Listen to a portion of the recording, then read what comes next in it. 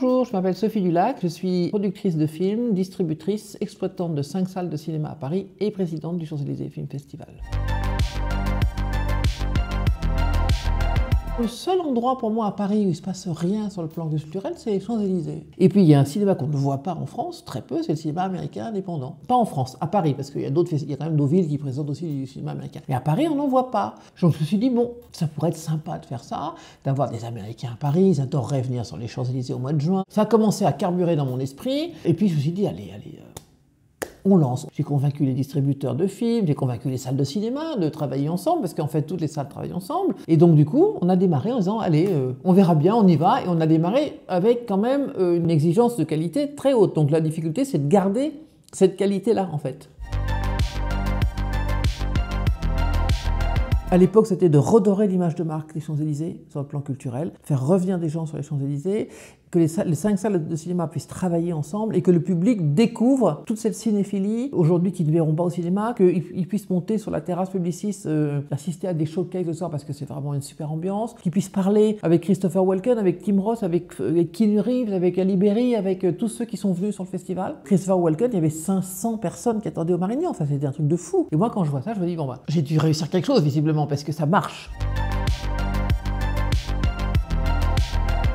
Ira Sachs, en fait, il est venu la première année présenter un de ses films. Il aimait bien le festival. J'aime bien sa cinématographie. On savait qu'il venait sortir un film, là, enfin qu'il va sortir un film. Passage. Pour nous, c'était fait partie des invités d'honneur indépendants qu'on avait très envie d'avoir sur le festival. Donc cette année, c'est fait.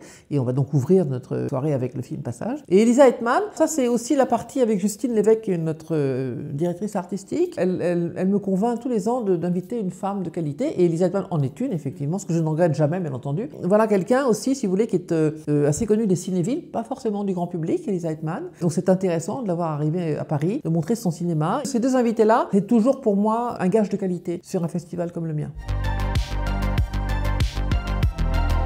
Je pense que c'est important de montrer au public, et notamment du public jeune, ce que c'est qu'un cinéma indépendant. C'est pas forcément du cinéma poussif, où on s'ennuie, où il se passe rien. Non, pas du tout. Il peut y avoir du cinéma indépendant avec des acteurs connus. C'est une forme de cinématographie que j'ai envie de montrer, de transmettre, parce que d'abord, on a cette chance en France de pouvoir montrer pratiquement les films de tout pays du monde. C'est assez extraordinaire, des films de qualité.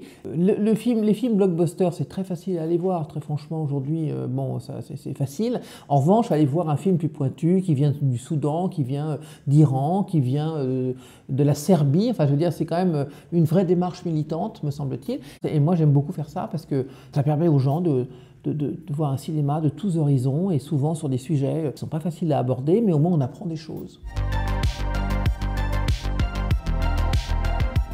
Ah oui, clairement. Aujourd'hui, il y a tellement de possibilités de voir des films autrement que dans une salle, effectivement, bon, que c'est une bataille de tous les jours de faire revenir les gens en salle, mais ils reviennent, parce qu'on se rend très bien compte quand même que de voir un film sur grand écran, ça n'a rien à voir que de voir un film sur un portable de cette taille-là.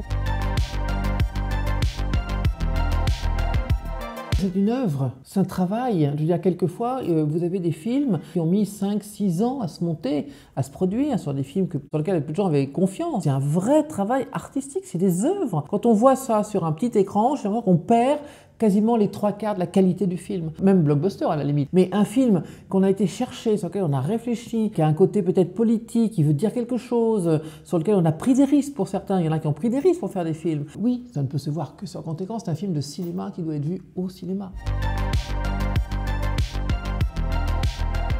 Le cinéma n'est pas cher. Il faut arrêter de dire que le cinéma est trop cher. Il est cher pour ceux qui n'y vont pas, qui vont une fois par an. Aujourd'hui, pour payer vraiment plein tarif au cinéma, il faut vraiment le vouloir, avec toutes les cartes qui existent. Nous avons une carte du Lac Cinéma qui est à 22 € les 5 places, qui représentent 5,50 € la place. Donc ça n'est pas cher. Je conçois que quand on sort en famille, et qu'on est plusieurs, et qu'il y a la confiserie qui va avec, etc., ça peut représenter un coût. Mais vraiment, si vous allez très souvent au cinéma, c'est pas cher. Et puis le cinéma, c'est une qualité. Vous avez, encore une fois, je le répète, une œuvre au cinéma.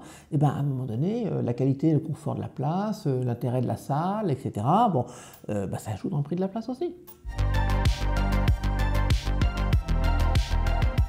Dans les très grandes lignes, derrière le prix d'un billet, par exemple, prenons un billet à 9,50 € qui est le tarif plein d'une salle de cinéma d'arrêt d'essai, vous devez payer déjà 50% au distributeur. Vous avez la taxe qui s'appelle la TSA que l'on reverse au CNC, le CNC étant le Centre national du cinéma, mais cet argent-là nous revient exploitant si on fait des travaux. Ça s'appelle donc du fonds de soutien. Vous avez par exemple les musiques dans les films, donc la SACEM. Tous les mois, on a des factures de SACEM. Une fois que vous avez payé tout ça, vous arrivez à peu près à 2,50 € sur lequel vous payez les charges du cinéma, les salaires, l'assurance. Donc sur un ticket de cinéma à 9,50 €, très honnêtement, il ne reste pas grand-chose une fois qu'on a tout payé. Nous, on fait un travail dans lequel on met toute notre énergie. J'ai presque plus besoin de convaincre les gens de venir parce qu'ils viennent. Ils viennent et ça, j'ai plutôt envie de les remercier en fait parce qu'ils sont au rendez-vous. Il faut qu'ils viennent tous les ans. Voilà, il faut venir cette année, du 20 au 27 juin. C'est très important parce que le cinéma aujourd'hui a besoin de spectateurs. Et le cinéma aujourd'hui, je ne dis pas qu'il est en crise, mais passe par des moments difficiles. Et nous, notre travail, c'est de vous faire aimer tout ce qu'on peut vous montrer. Voilà. Aimer ou pas, mais en tout cas, vous aurez vu. Voilà, les gens verront. Et pour moi, c'est important, si vous voulez, de venir voir. Et après, on peut parler de ce qu'on a vu, on ne parle pas de ce qu'on ne connaît pas. Et le cinéma, pour moi, c'est aussi un des leviers de la culture. Ça élève les esprits, donc il faut absolument venir au cinéma et sur le festival.